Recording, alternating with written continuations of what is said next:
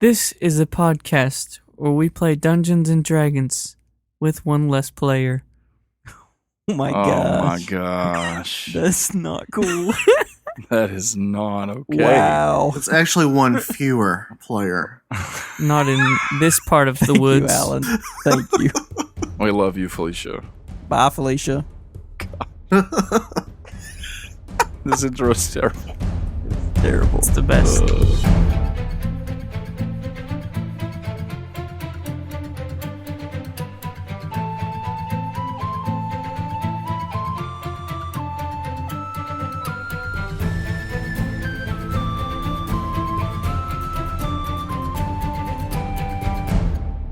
Hello, everyone. Welcome back to Make Believe Heroes. So tonight, I am your Dungeon Master, and I'm here to lead you on this 5th edition Dungeons & Dragons adventure. My name's Paul, and I'm joined tonight by 3 friends of mine. Hey guys, it's Jeremy, and I play Sutsaurus. I'm Jeffrey, and I play Kjorg. I am Alan, and I play Brackle. Let me just go ahead and roll this d20. I rolled a 12. Weak. Good. It is. So last time that we gathered and played, the last episode that you all heard, our party was traveling from Sylvandale on some magically enhanced horses. They traveled twice the typical speed in the span of a day, not even a whole day. They were narrowing in on their destination, which was some unknown location to the southeast of Branchar, I should say, where they were to meet some allies of Hope and Kill. And on their way, they were met with some resistance.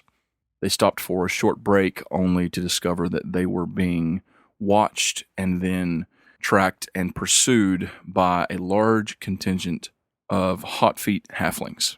Gathering together in a small copse of trees to protect themselves, they realized that there was no escape. Their horses lost their magical abilities. They began to wear down very quickly, and our group were greatly outnumbered by 25, 30 members of this Hotfoot gang.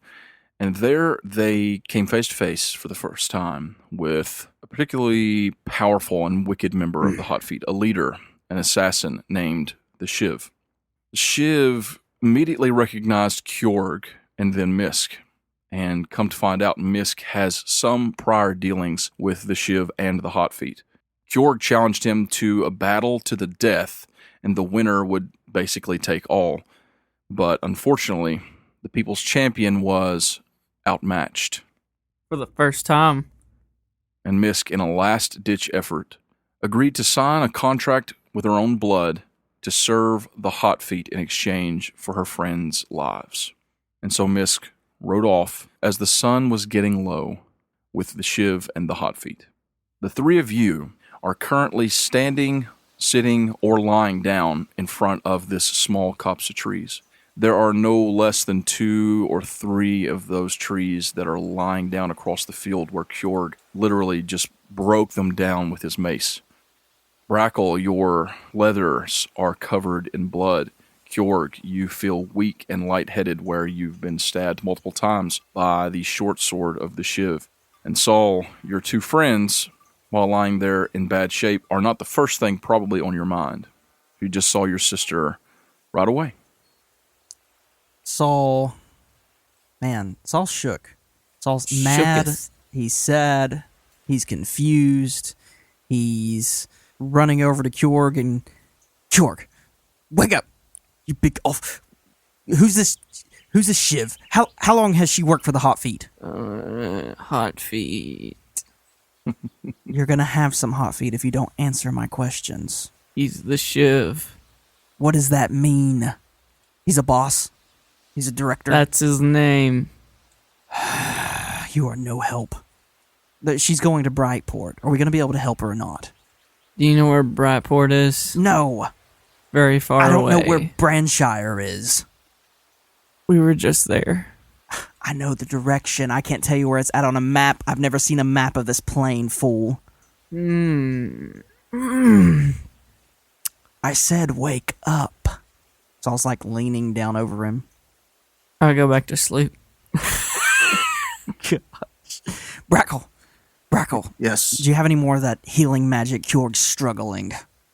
I've got one more. Are you wanting to use it? Yes, I'll use it. Okay. So I'll go over and I cure some wounds. Okay.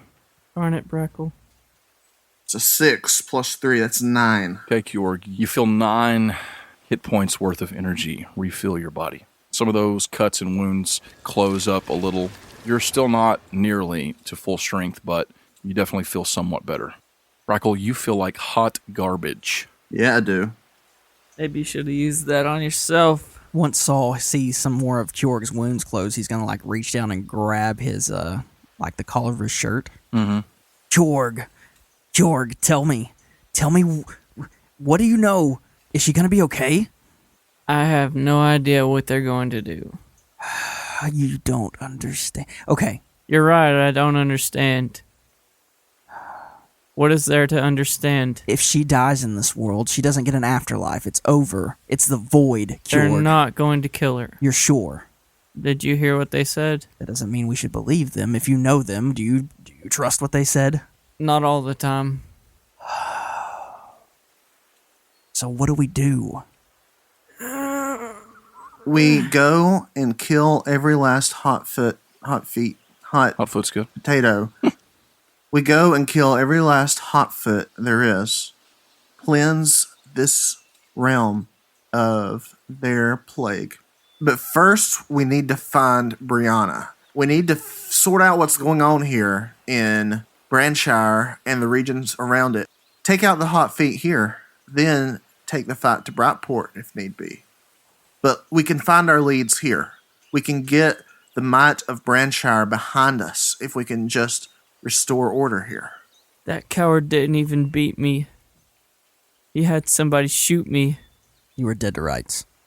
No, I didn't lose. Whatever. I'm not accepting Fine. that. We find Brianna, and then we save my sister. I can get behind that. Yeah, we need to find Mysk. Oh, she's not going to be killed, that's for sure. What they will do, I can't say. But they won't kill her. Mysk will survive any torments they have. There's nothing on this plane will amount to what we can do.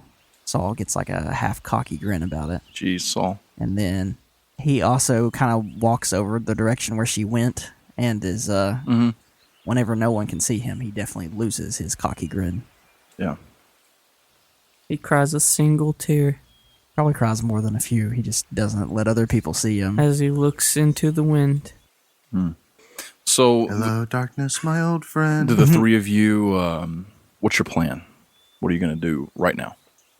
I think the horses are exhausted, but we could walk beside them. They'll still lead us in the right direction, right? You go and the three of you look at the horses. You know, Brackle, maybe you're stepping over and looking at the horses since that's like a thing that maybe a ranger would do in this situation, right? I want to go check the horses and see if they still got any juice in them. Okay.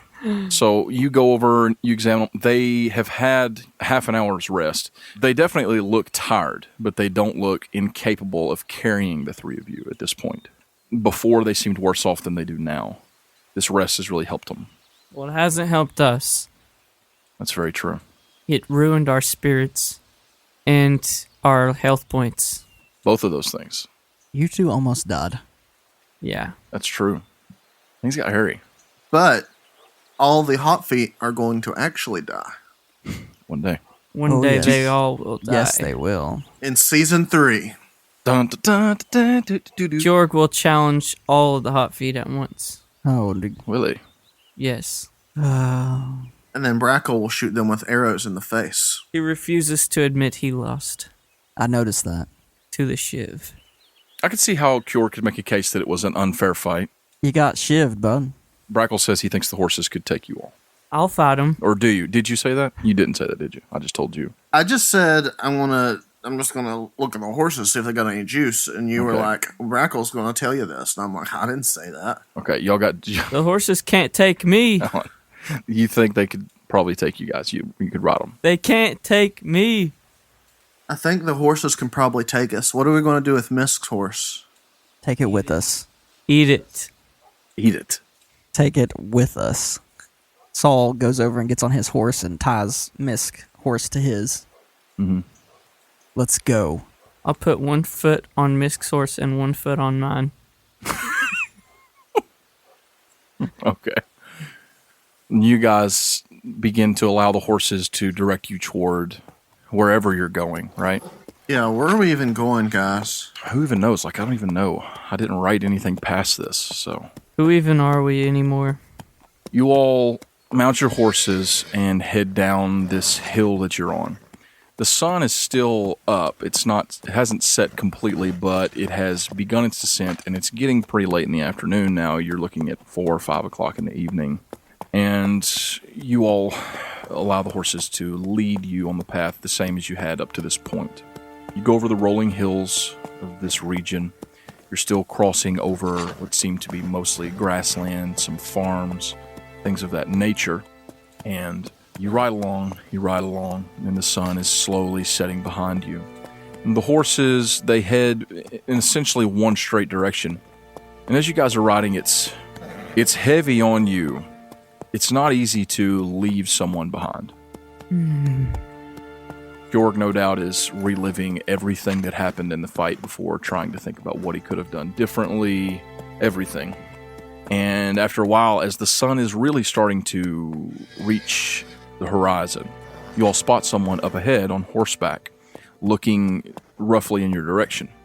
And as you all crest a hill, you see this person a couple hills away, and they turn and look towards you, and they begin to wave. I throw an axe at his hand. Oh my Okay. God. I'm just kidding, I don't do that. Okay. Saul spurs his horse in that direction with Okay. a dagger ready. Okay. You all follow suit. Yes. Yes. But he doesn't have a suit, so I don't know why we're following. Okay, so you all ride toward him, and you go that way. He comes toward you some as well, coming down the hill that he was perched upon. And Brackle, as you all get close enough, you recognize this person. It's your cousin. Jim? Jim! Yes, Oh my God. No, it's not. it's your cousin Jim. Brackle says, "Cuz." Oh, hey, Brackle. You all see this guy. He's slightly above average height, got like brown hair and a short beard. Brackle, you and Jim, I like the beard. you weren't like super duper close, but Yeah. you definitely, because you're Brackle. But in this moment, you immediately feel ease due to the fact that you see such a familiar face, someone that you grew up around. You know what I mean? Jim, it's good to see you. How's your parents? Everyone's good, Brackle. Doing good. How are you? Even the elf? What? Well, he's half elf. Are you talking about? It's not Jim, a little cart. It's just Jim Jim. That's not a real person. You're welcome, Alan. I like the tattoos. You officially have a cousin named Jim. So please. Yay! So I didn't know that you were in this group, Brackle. I didn't expect myself to be in this group, but here I am. I think it's a good crew, perhaps, to take on this threat. So, what brings you here? I didn't expect to find you out here. Well, they sent me out to meet they said there would be 4 or 5, possibly even of you. Too soon. He stops and looks at Kjorg and Saul. He reaches his hand out towards you, Saul. The name's Jim. Hello, peasant. And he doesn't take his hand. He just looks at him viciously. Okay. And you're all right. So it's Jim, he says, reaching a hand out toward you, Kjorg. Ah. Hello, Jim. I'm the people's champion. Nice to meet you. So were there not 4 of you or 5? Did you all encounter trouble on the road? Trouble. Yes, we encountered trouble, Jim. Where are your allies? The Hot Feet came and they took my sister. Hot Feet. The Hot Feet. Those, like the gang of halflings? Yeah, Jimmy. It's Jim, but yeah. I was sent to meet you all and lead you back to, well, the base, I guess you could say, to meet our allies. Big Boss, What base? and Naked Snake. Big boss. What base? Mother base. Base of what? Base may not be the right word. Look, I'm going to take you all there. Take us to Ground Zeroes. They sent me here to meet the four of you, but so these hot feet, did they kill one of your friends? No, they took her. Took her how? Like kidnapped her? We failed to keep them, but she's their captive for now. I have hopes she might escape. She's a crafty one. Apparently she's done it before, but either way, we're going to kill every single one of them later on. As you should. Yes, I mean, that's the way of things. Somebody gets kidnapped, you murder, not the kidnappee, the kidnappers. Just Right. straight up murder them all in the face, Yes. I mean, you got to do what you got to do. especially if they attack you like they did me. Right. Yeah, I can see you've got a lot of blood on you. Are you feeling okay? I'm good. Are you I'm good. I sure? could use a rest, but I don't know that that's prudent right now. We need to take care of business. Yeah, the sun's getting pretty low. Take care of business. Sun's getting low, big guy. You all can follow me if you'd like. I'll take you back toward the base. Let's go to the base. Thank you, Jimothy. Let's get Brianna so we can get out of here. He turns and begins to lead you all farther along. And, you go over the hills, come to a point where you come upon a sort of forest. It's not like a huge forest, but it's a pretty decent little sized set of trees right in the middle of these fields. And he just turns his horse and begins to lead you all right into this forest. There's no road inside where you guys are coming in from, but after a short time, you come upon a small beaten path. It's not a heavily traveled road. It doesn't look like people are coming in and out daily by any means, but it is a decently well-trodden path through the forest. You all travel along that way. You're riding your horses, and it's getting darker and it's getting darker. It's not dark outside yet, but it is approaching that dusk point. You know what I mean? Brackle, you're just starting to get to the point that it's harder for you to see long distances in this light. You understand? You're riding along, and then you come upon a gate, and it's open. There's two sides to the gate that are open on both sides, and they are connected to a large, 20-foot high fence.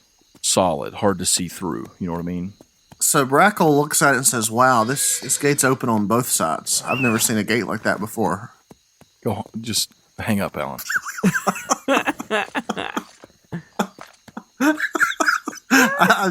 I wasn't sure what was up with that description. It's like two doors. On the left and the right, there's both doors are swung open. Oh, okay. I was thinking Double gated. the way you go, Like the inside and the outside? Yeah. Okay. I was like, yeah. I mean, is it always gates like that? Okay, no, I'm saying the doors are swung out on both sides, the left and the right. That's what I meant to say. That's how I meant it. I see now. But thank you, Alan. Thank you. You all, he just continues forward. You all follow?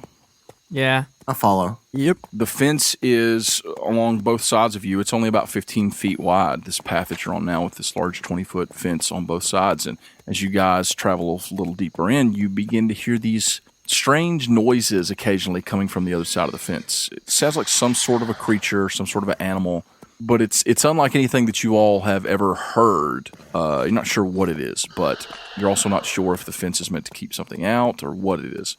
You all travel on the path. Chicken woman duck thing waiting for us. Exactly. Waiting in the bushes of love. So you roll on. After, I want to say, a good half mile, maybe more, you reach a point where the road opens up. The fence just spreads out to either side. And you all are entering into what looks like a mixture between a farm and like a military encampment. You see off to the southeast a large barn built from logs and rough-hewn lumber with a thatch roof. You see between the barn and the road, there are a lot of people, dozens of people, mostly humans and halflings. At a quick glance as you all roll through on your horses, and they look at you, and some of them might even wave at Jim, but most of them don't do much more than give you a passing glance, and then they go back to business. And their business is, right now, they seem to be sparring. You see a lot of swords clashing and swords and shields, some people with spears. It looks like people training for battle, and you're riding through. Saul is looking over them with a general's eye. You say anything? No, not initially. He fights back the urge to jump down and scold a captain because they obviously have no idea what they're doing, but...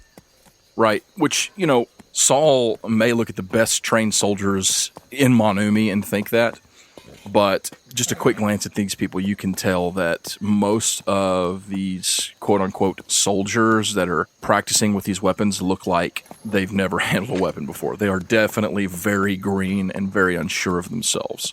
They're using rakes and brooms and shovels. No, they're using weapons, but they definitely look like standard issue, rudimentary, quickly made weapons. Kjorg, They're using beaver sticks. I'm pretty sure that guy is using a mop as a sword. He is. I saw it with my own 2 eyes.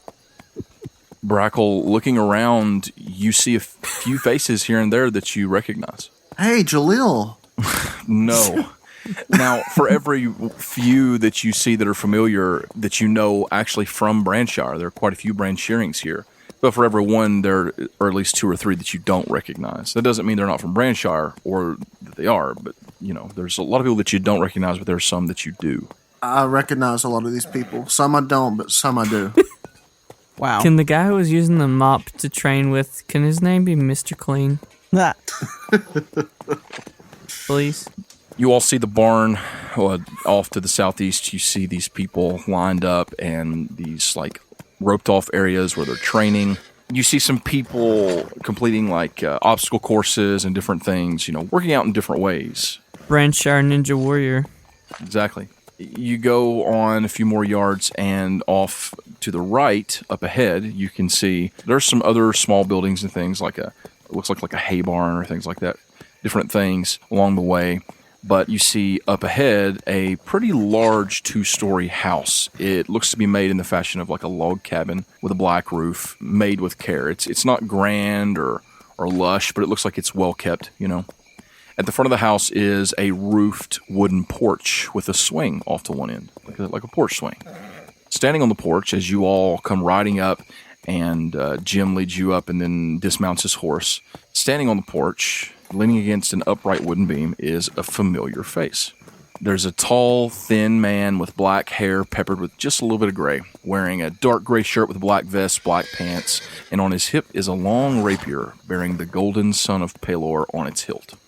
Welcome, friends, to our resistance. resistance. I would be careful who you call friends, friend. Also, why are you here? Aren't you not supposed to be here? What do you mean? Why shouldn't I? I'm not sure who you are or who I am anymore, or where we are or what we're doing. A couple of you look to be in pretty rough state. What happened? Did you have some trouble on the road? You sent us on a fool's errand. You sent us into the depths of the hot feet, and now my sister has been taken by them. Your sister, Mysk? No, my other sister. She's been taken by the hot feet. Yes. When did this occur? We received a message from Hovenkill just a few hours ago that you all were supposed to be coming. It's only been an hour or so. They rode off in the other direction. There was too many of them. They took her. Yes. Why? Why her? What did they want with her? It was the Shiv. That's a name I've heard. Perhaps Kjorg could better answer that question. Please, won't the three of you come inside? Saul gets down. I go inside. I also do that. You all dismount. Jim kind of claps you on the back, Brackle. He says, "Go get some rest, Brackle." Brackle nods. He nods back and grunts. Brackle doesn't grunt. He disapproves of such blatant displays of emotion. Oh my gosh. After he grunts and he sees the condescending look on your face, he just lowers his head and walks away. Yeah, he knows. He knows. So this mysterious figure, he turns and he opens the door for you. Please, let's go inside. We can discuss. Well, we have much to discuss. Yes, we do. So the three of you step inside and he shuts the door behind you. And you are now inside this nicely kept log cabin, like I said. Off to your right, there are a number of sitting chairs, some comfy sitting chairs, nothing fancy, but, serviceable. No standing chairs? No standing chairs. There are no chairs that are standing. There are a few of these sitting chairs over there around a large fireplace. At the back, there's a big opening with double swinging doors. So it's like you're in a big sort of like a den, like a sitting room. To your left side, there's a table, not a large table, but like a medium-sized kitchen table, probably seat 5 or 6 people comfortably. And off to the right, you've got these chairs seated around a fireplace. And there, seated in one of these chairs, is an older man dressed in like a rough wool shirt, probably tan. He looks strong, as though he's accustomed to hard physical labor with defined features. He looks up from a book that he was reading when you all walk in. Hello there. We've been expecting you. Expecting me? He stands to his feet and walks toward the three of you. Yeah, that's right. My name is John Varick. Welcome to my farm. Well, I reckon it's still a farm anyhow, even with the little army that's living in my barn. Hello, peasant. I don't know that I would call that an army. Well, little, anyhow. Please, have a seat. Make yourselves at home. Zahn? Saul takes out a cigar and lights it. Sits down in the seat. Would you all like something to drink? Perhaps a meal, some food? I think we still have some left over from supper. If you'd like to have a drink, I'm sure we've got plenty. Plenty of bourbon. I'll take bourbon. And how dare you offer leftovers? Sorry, son, but we actually don't drink here, actually. Alcohol, that is. Liquor. I go grab a chicken leg and smack him in the face with Saul it. blows smoke in his... Oh my God. You smacked Saul in the face with it? Yes. Saul blows smoke in his general direction. Well, I suppose if you want to smoke in here, that's fine, but you can't be blowing it in my face like that, son. That's rude. Have some manners. You ain't from round chair, are you? Saul looks at Kjorg and he looks at Brackle. Who is this fool? Haven't you ever heard to blow your smoke out the screen door? And 2, it's also rude to inhale his smoke. That's not your smoke. Yeah. Look, this is all very interesting, but I would like to know more about what it is that occurred on the road and why Mysk is no longer with us. Is she in danger? Yes, sit down, I'll tell you. Okay. From what I can gather, Mysk at some point worked for the Hot Feet, and so did this half-work here, Kjorg. I didn't work for him. Mysk worked for the Hot Feet, and Oda dead, and was running. They found her. They took her and spared our lives in exchange of more bloodshed. I tried to stop them, but they cheated me out of a fight. I likewise tried to stop them, and yeah, that's all I'll say. I can see that the two of you are covered in blood. Is that your own? It's most of it. Most of it. Some of it's from that badger I killed in frustration. What did that badger do to you? What did that badger ever do to you, Brackle? I was hungry. Just kill the badger. Just eat it. Okay. So Mysk was working for the Hot Feet. Some manner, yes. No. And she agreed to go with them? In exchange for our lives, yes. I see. So your sister sacrificed herself for the three of you. She's not dead. She's not dead. We're going to go get her. I'm going to challenge all of the Hot Feet. No, perhaps she'll escape. I mean, they can't keep her. She is clever enough. Yes, that's my expectation, is that she'll escape, and then we'll all go together and murder every single one of the Hot Feet in their sleep. Yes. Mercilessly. Maybe not in their sleep. Maybe we'll wake them up first. In a bloodthirsty rage. Well, not only did she sacrifice herself, there was some sort of magic. Magic. They used some of her blood to sign a contract. She signed a contract in her own blood. Yes. Is that a problem? That is dark magic. You do not know dark magic. I'm not unfamiliar. Your sister may have a bit more trouble than simply breaking away.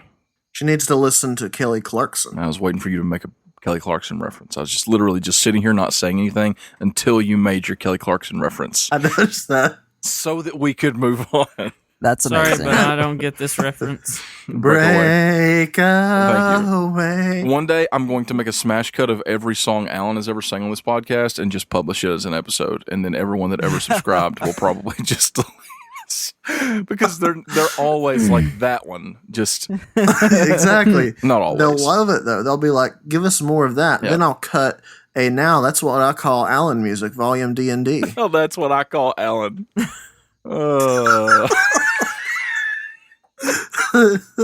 Sorry, that really got me. Okay. I'm afraid that there's not much we can do for her now. I'm sure that the three of you have a lot of questions for me. Who are you? I don't know that we do. I don't know your importance here. I'm looking for one Brianna. I sent you all on this quest to go and to encounter the Hot Feet, to find out what was going on with those teleportation devices that they were using, whatever strange magic that was. And also, I won't lie, I had hoped that you all might cause some trouble for them, and it sounds like you did. I hope that that's not directly related to the fact that Mysk has now fallen into their clutches. It is. I mean, indirectly, No, it's directly. they weren't coming after Mysk, but they were coming after us because we threw them all off a cliff, and then rescued this Jupiter lady who was working for them. Jupiter. And so they wanted blood. Juniper was her name. Jennifer. Jennifer, right. So is Brackle an idiot? Like, is Brackle an idiot? No, I just want to know. he's just got a charisma -1. Okay, so names. He can't remember names because they're not important. Terrible with names. Exactly. Okay. He Checks out. does remember names, just not. He tends to be adjacent to the name. Here's what I know. The Hot Feet are making teleportation vials and selling them. And whoever took the Lady Brianna has bought some of those. So I have some pertinent information about that. And as he's saying that, those double doors behind you that are separating this room from the next, they swing open. And stepping into the room is a tall figure, probably about 6'3", 6'4", wearing a black robe. He's got shoulder-length blonde hair. He has like a very angular jawline and sharp features, pointy ears. He walks straight backed, putting off an air of regality, maybe just a little bit of arrogance. Saul doesn't like this guy already. Stepping in, he stops, takes a look at the three of you. Well, Zon, I assume that these must be your agents from Devil's Pass. Welcome to the Resistance. I'm no agent but my own. And Saul stands up.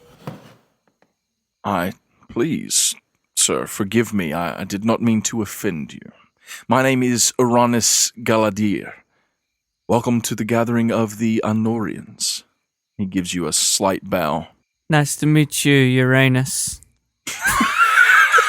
What did you call him? What did you call him? Uranus.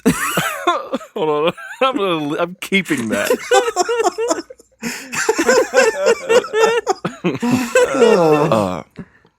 He's mid bow when Kiori says that. He pauses for a bit. It's Uranus. Oh, sorry. He means to say Ron. Ron. However, who are you, Elv? Why? I just heard his name. Uranus. I know. He literally just said I know. about Uranus. Are you the leader of this resistance? Hold on, let Jeffrey pull it in. He's got to get it out. He's got to get it out. He's killing it. Okay. It got me too, because he said, "Who are you?" Right after he said, Who are I you? am Uranus. Who are you? Uranus. I am Uranus. I am Uranus Galadir. Who are you? Okay, Uranus. we know your name, but who are you? but like, who are you? are you the leader of this resistance?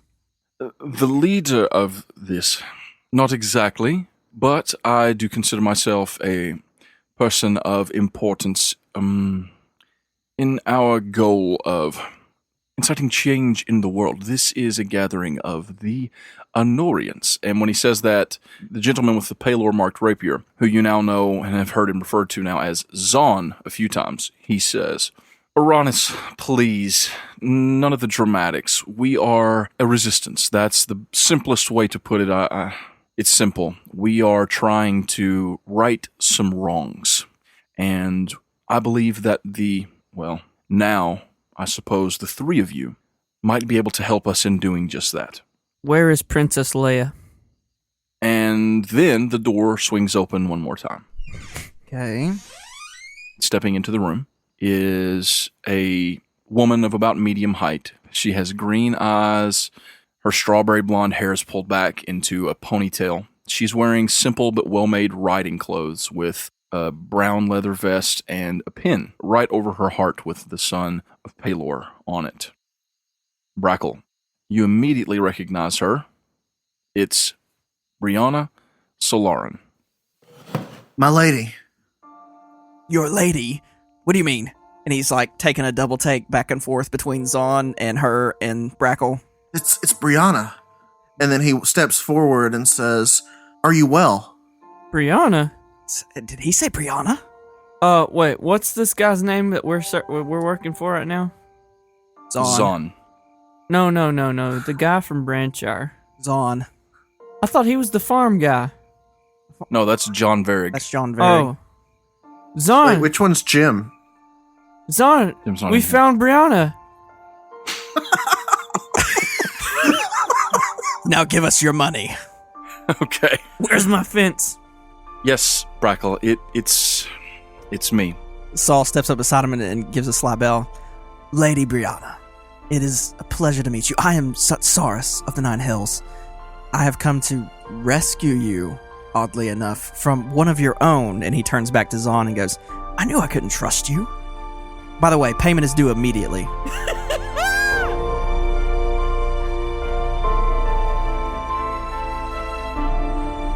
Hello, everyone, and welcome back to another episode of Make Believe Heroes. This is our first episode during this stint that we're recording without Felicia, and she is heavily missed. But don't worry, we'll make sure that she doesn't stay away from these microphones for very long. Before we get into all of the business, let me just take a moment and thank everyone for listening, and thank you all for all of the reviews and the shares on Twitter and Facebook and everything that you all do to help us out. That is such a big help to us. It helps spread the word. We're trying to grow our audience and our fan base, and the absolute best way to do that is for all of you that love our show and talk to us on Twitter or leave us those 5-star reviews or email us, that you tell your friends. I know you guys are doing that, so thank you very much for doing so. If you're listening and you haven't reached out to us or you haven't started following us on Twitter or on Facebook or gone to our website, you should do that right now. Just, pause the show, go follow us on Twitter, go follow us on Facebook, or finally hop on iTunes or on Stitcher's website and leave us that 5-star review, and that goes a long way toward helping the show as well. Thank each and every one of you that goes out of your way to help us. We can never repay you, but we're going to try by creating awesome episodes. Speaking of awesome episodes, I'm sure you all want to get back to this one. There seems to be something tricksy going on here, doesn't there? So I don't want to take too much time, but I do want to mention a couple of things. First of all, I want to give a big shout out to our friends over at DiceEnvy.com. If you're looking for a new set of dice, some beautiful metal dice or acrylic dice, whatever you need, you can find it at DiceEnvy.com. And if you click the link in our show notes and use the code HEROES at checkout, you can save 10% off of your order from Dice Envy. So why not treat yourself? It's February, buy that beloved one of yours a new set of dice for the gaming table for Valentine's Day. Or, if you're single and you're just living that single life, why don't you just treat yourself? Buy yourself a beautiful set of dice from DiceEnvy.com. They would love to have your business, and those dice need a home, okay? If not you, then who? Speaking of Dice Envy, we have a beautiful set of white and gold dice that we are ready to give away to one of our listeners. We're going to be drawing for that next Monday, so entries close at midnight on Sunday, February the 24th. And all you have to do to enter your name into the drawing is send us a question on Facebook, Twitter, or through email. We've already gotten quite a few questions, and we're looking for more. For Mysk, we're going to be doing a special Behind the Player episode for Felicia. And if you would like to send any sort of D&D related question, Mysk related question, or just anything at all you'd like to ask Felicia, then send it to our email or on social media, and we will put your name down for the drawing in just a week. So if you want to win these free dice, get on that, send those questions in, and we'll get that Behind the Player episode to you very soon. I would be amiss not to give a shout out to battlebards.com, the awesome website that creates all of the fantasy and sci-fi role-playing music, soundscapes, and sound effects that you need for your gaming table. Go to battlebards.com right now and use the code MBHPodcast to get 15% off of a BattleBards Prime subscription. Why not give it a month? Check it out. Add it to your table. I guarantee your players are going to absolutely love you for it. They're going to sing your praises. So we've had a few emails come in asking a lot of questions about, what we've got going on in MBH, what we've got coming up. Pretty soon, we're going to be sending out some surveys and some questions through our mailing list. These questions will regard things such as merchandise. Possibly, we're bouncing around the idea of doing a Patreon. I know a lot of podcasts launch out the gate with a Patreon. We didn't really feel comfortable doing that. We don't want you guys to ever feel like you're having to pay or give really anything for what we're giving you. We're creating this show for you and for ourselves because we love it. So we didn't want to get muddled up in all of the monetization. What we really want is for this show to just be able to sustain itself. So we're looking at ways that we can make that happen to bring in enough of a small cash flow for the show that it can pay for itself. So we're looking at ways we can do that, and also that we can get sweet merch and additional content into the hands of our fans. So if you would like to be involved in that creative process, all you need to do is go to our website, scroll down, and put your email in to subscribe to our mailing list. We'll be sending that stuff out very soon, and we're excited about that. I don't want to take much more time, but I do want to give a big shout out to a couple of fans who went out of their way to leave us 5-star reviews. So first of all, we have an updated review from XX Zach Blaine XX. This is from February 5th, entitled It Keeps Getting Better. Season 2 has begun, and let me just say I am loving it.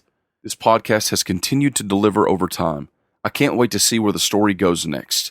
The audio quality is excellent. Being family-friendly is a fresh take on an actual play D&D podcast. Fans of Sneak Attack and The Adventure Zone will enjoy MBH. Keep up the good work.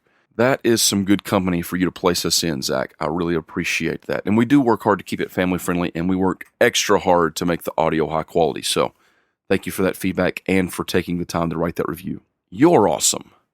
The second one comes from Captain Weeble, titled, Enjoyed it from the first episode. I just finished binge listening to Season 1 and loved it. The first D&D podcast I listened to was The Adventure Zone, and when I got caught up there, I struggled to find one that did as good of a job captivating my interest. MBH is really different from The Adventure Zone, but still a lot of fun to get caught up in. The adventure was enough to get my interest from the first episode. The production quality is good from the beginning. Captain Weeble, thank you so much for those kind words. Again, putting us in the conversation with the Adventure Zone. Those guys are big time over there. We're just small potatoes over here with Make Believe Heroes, but we greatly appreciate you taking the time to listen. I'm so glad that our story captivated you. That's definitely something that I think about. Is our show really that captivating, or is it one of those where you listen to the first episode and then you're like, maybe I'll listen to the rest sometime. I know that happens. There are a lot of podcasts out there, so it's great to hear that our show is really hitting that mark for you. I'm curious how it was binge listening, because, this has taken over a year for us. Maybe I should do that. Anyway, that's enough talking for me. I know you all are ready to get back to it. Let's find out what's going on with Brianna, with this resistance, and this bait and switch that they seem to have pulled on our crew.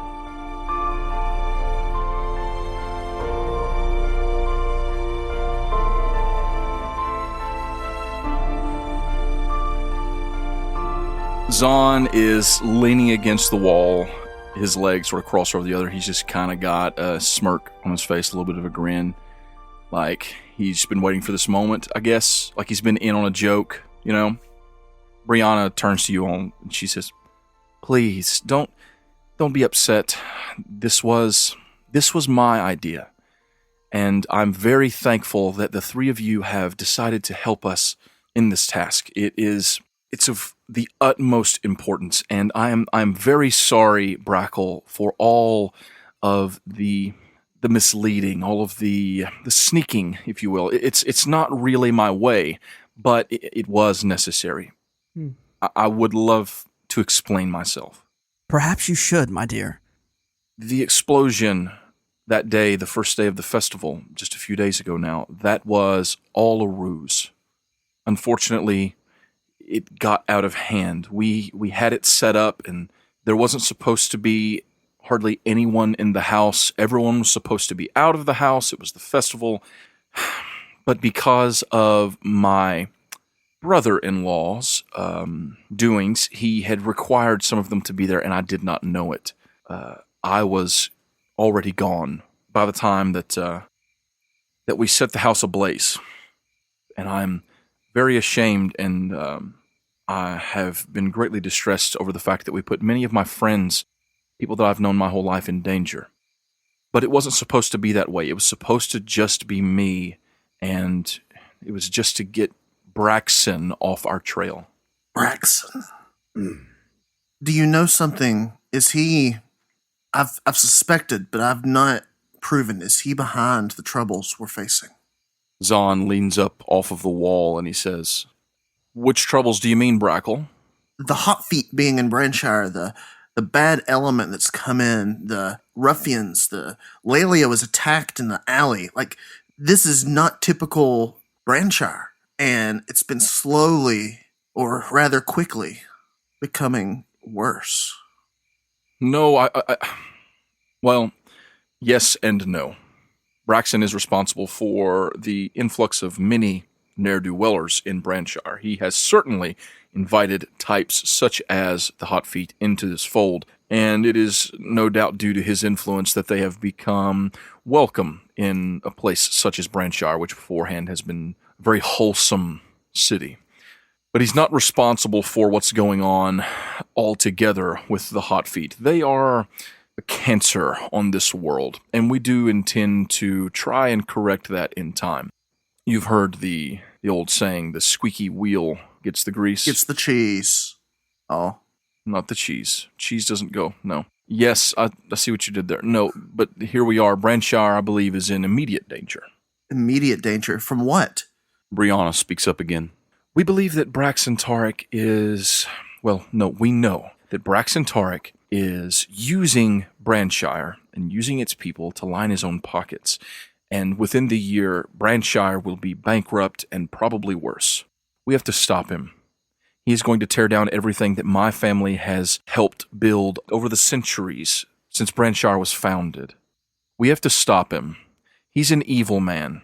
Yes, yes, yes, says the elf, who is now stepping forward with a sweep of his arm. It is most certainly important that we take care of this Braxton figure, but it is not because of his shady business deals. I have reason to believe that Braxton Tarek is not who he claims to be. Who he claims to be is pretty bad already. Who else could he be? I have reason to believe that I don't trust you, elf. Yes, one moment. Exactly why is it that you don't trust me, tiefling? I can taste it in the air when you walk in the room.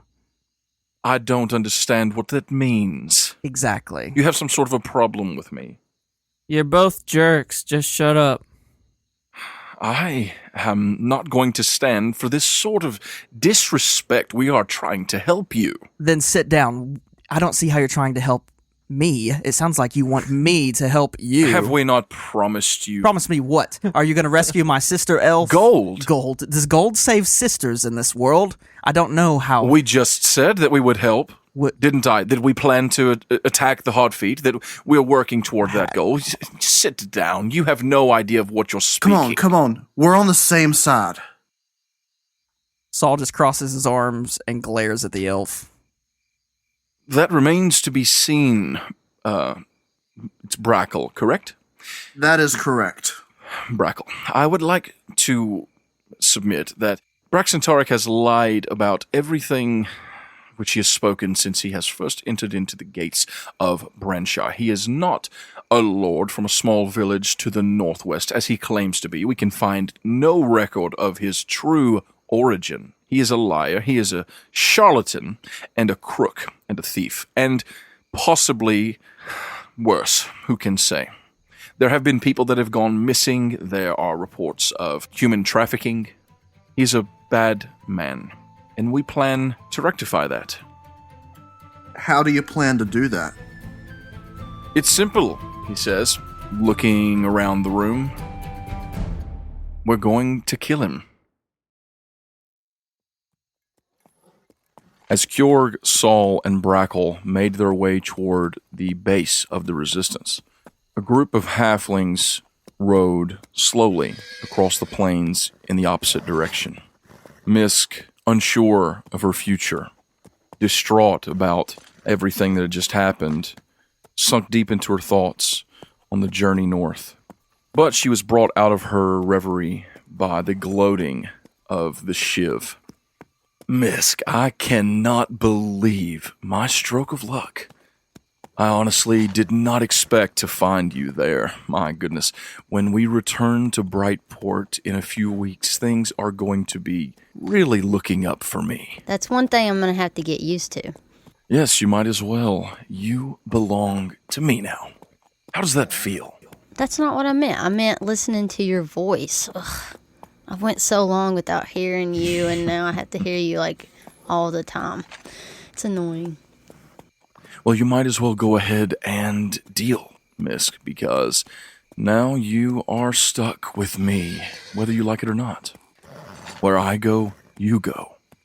Hey, we might as well be married. Ha, get it? You still with, what's her name? I already forgot your wife's name. She probably did, too. Because she, hates her life because she's stuck with you. Liana. Oh, yeah, Liana. How is she? I won't be goaded by you, Mysk. So you might as well just go ahead and accept your fate. You're gonna like it. I know right now you think everything is bad and you hate me or whatever. For some unknown reason, I never did anything to you. But you're going to like things back in Brightport. Things are flourishing. We've built a new fight club. We've got a brand new set of headquarters for the Hot Feet. We have grown significantly in just the short time since you left. It's a great time to be a part of our organization. What are you going to have me do? Am I just going to go back to what I did, or, you got special plans for me now? For now. You'll sing for us, play. You really know how to draw a crowd.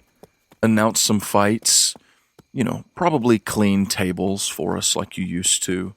All for free, of course. There's no reason to pay you now that I have this contract signed. But it's like I said, Mysk, eventually things will level out. Perhaps one day we'll be friends once again. Maybe. I know Charlie and Charlotte have certainly missed you. That's probably the only thing I missed was those two kids. He opens his mouth to say something, but then he turns back forward, choosing rather to stay silent for a moment. Mysk, tell me, what happened? Why did you turn so suddenly? It's like one day you just woke up and decided that you didn't want anything to do with me or my family. I thought we were friends at one time. We were. I'm not going to deny that we weren't friends. We got very close, and I got very close to your family. But I seen your work. I didn't know what I was getting into. I thought it was just, You say that you have seen my work. Yeah. I know why they call you the Shiv. And I know why you keep those daggers at your side. I know what you did to that young woman the night that we were going to go to Sebastian Blackfire's party. I know what you did to her, leaving those two kids without a mother, without anyone to take care of them. That's not on me, Mysk. You were holding the blade, Shiv. So yes, it is on you. So what, you followed me inside? You forgot your papers. You said that's why you even came there. I was just trying to help. I was trying to be a friend. And then I seen my so-called friend kill a woman right in front of her kids. That changed everything. And you were not someone I wanted to be close to anymore. It was not even against your wife and your children, because you know I love them dearly. But what you did, I could not be a part of that. I left the Nine Hells to get away from most of that. And I jumped right back into it unknowing. Well, Mysk, you might as well go ahead and get a stomach for it, because this world is not the happy-go-lucky perfect place that you, I'm sure, assumed it would be when you left your home in the Nine Hells. This is a dark place, and only those that are willing to take the power will have it. And I do not intend to be weakened by such musings. I'm sorry you had to find out that way, but it doesn't change the fact that you have cost me and my superiors a great amount of time, money, and people. Not to mention those innocents that you speak so highly of that lost their lives the night that you set our establishment ablaze. I guess I could do what you did and say it was your fault. I think that's enough banter for now, don't you? We have a journey, a long one ahead of us. How long's it going to take to Brightport? Oh, we're not going to Brightport. Not yet. Where are we going? We have a stop to make, some business to attend to in Branshire. Branshire? What do you have to do in Branshire? Your friend asked if I denied that the Hot Feet are moving in Branshire. We are. This is our opportunity to seize some new territory. Let's just say that we have an agreement with some influential people in Branshire, and we hope to turn that to our advantage. Come along, Mysk. There'll be plenty of time for talking later. I mean, you're not going anywhere. And so the group rides on in silence toward Branshire, and Mysk wonders what new wickedness the Shiv is bringing her into. And that is where we're going to end this week's episode. What? What? A lot of things coming out right here. Brianna, She's coming out? you better get this party started. I'm coming up. A lot of things being unveiled, uncovered, revealed. Find out exactly how. What's going on? What's going on, guys? I don't know. Mysk is in the wind. Brianna is working with the resistance. All we are is Mysk in the wind.